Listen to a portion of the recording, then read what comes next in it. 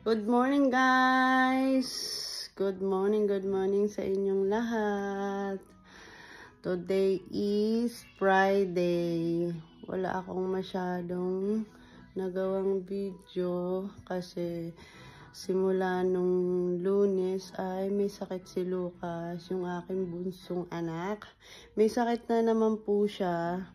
Hindi ko alam kung bakit pabalik-balik yun sa kanya. Siguro gawa nga din ng weather.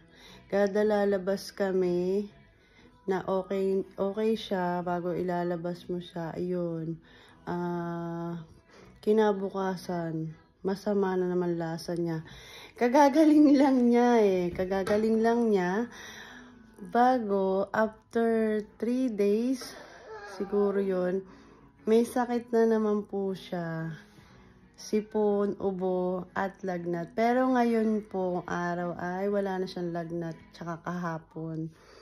Pinainom ko siya ng, isang beses lang ako nagbigay ng gamot sa kanya. Kasi nga, ayaw ko nang lagi nagbibigay ng gamot pag hanggat maaari ay punas-punas, ganon, para bumaba ang lagnat. Ganon po yung ginagawa ko. Minsan lang ako magbigay ng gamot. Pag talagang yung lagnat niya ay maabot ng 39, ganon, doon ko siya bibigyan ng gamot. Ngayon ay dito lang kami sa bahay. Wala talaga kaming magawa. Kaya wala akong video. Buti na lang mayroon akong mga previous video na naipon sa cellphone ko. Yun yung na-upload ko yun yung mga nagawa namin nung weekend. Yan. Medyo okay na naman siya ngayon. Naglalaro konti pero mainit pa rin yung bait niya minsan. Talagang maligalig yun. Sobrang ligalig niya talaga. Puyat na puyat lagi sa gabi. Kasi sa gabi siya lalo nagwawangwang. Yung, di ko maintindihan bakit sa gabi siya lagi iinarte. Kita nyo naman siguro sa aking mata. Talagang bagsak na. Puyat na puyat. Bago wala naman akong ibang taga-alaga di sa bahay, ako lang. So, pagod ka na sa gabi, pagod ka pa sa umaga kasi wala kang kahalili mag-alaga. Pagdadating na yung asawa ko galing trabaho, saka lang niya ako natutulungan na kukuha si Lucas sa akin. Kasi si Lucas, yung gusto niya, pag may sakit siya, talagang wala akong magawa. Carry ko lang siya lagi lang karga. Ganun lang talaga ang bata pag may sakit. Yun ang mahirap pag ang bata may sakit. Wala ka talagang magagawa. Kahit punta ka ng CR, kasama mo siya. Dito lang kami sa bahay. Wala talaga kaming magawa mag-ina. Hindi kami makalabas ng bahay dahil gawa nga ni Lucas. Ayan po siya. Medyo okay na po siya. Wala na siyang lagnat. Ano na lang, ang natitira ay ubo. Yun yung nagpapaano sa kanya. Sa gabi, dinadalahik siya ng ubo. Kaya hindi siya nakakatulog ng ayos kasi hanggang sa nagkakasusukan na lang siya ng kakaubo. Yan, maligalig po siya ganyan pag hindi gusto yung kanyang ginagawa. Kinukuha niya yung cellphone. Yun guys, konting update lang to.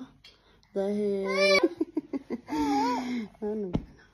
konting update. Wala akong video na ma-upload. Kaya, update lang sa batang may sakit. Ayaw niya din ako nagsa-cellphone guys. Ayaw niya ako nagbibideo. Gusto niya siya lang yung nasa kanya lang attention ko. Yan. Ayaw niya ako na may hawak ng cellphone o kumikilos dito sa bahay. Hi guys, ito ang view sa amin sa labas. Ito guys, ginagawa itong parking area, parking lot dito sa may front namin. Sa front ng bahay namin. Malaki siya kasi isang building hata to. ang ganda ng weather ngayon, pero hindi kami makalabas ng bata dahil may sakit ang Lucas. Wala na naman siya. Okay na naman siya, guys. Pero, syempre, kasi nung nakaraan, okay na din siya after 3 years. Nung lumabas kami, nagkasakit na naman siya. Kaya yun, hindi siya nakapasok ngayon 1 linggo. O, diba? 1 week bago bakasyon ngayon ng school. Same break. Kaya, 2 weeks si Lucas na bakasyon. Mahirap na naman kami pagbalik sa school. Di na naman siya talaga sasama. Ito ang batang magaling na siya, guys. Kumbaga, ano na lang, ubo na lang ang meron siya at saka sipon. Pero maligalig pa din. Kasi siguro naiirita sa kanyang ubo kasi dinadalahik siya lagi. Yun yung iistorbo sa kanyang tulog. Kaya hindi makatulog siya ng dire-diretso. Pag inubo, gising na. Magliligalig. Yan. Say hi! Hi vlog! Hi guys! Hi! Oh, pogi naman eh. We have president. Wow! You win? Ang galing naman ng bata. Win! Yun lang mga kamami for today's video. Don't forget to like and subscribe my YouTube channel and Facebook page, Mami A Vlog. Thanks for watching. Bye-bye!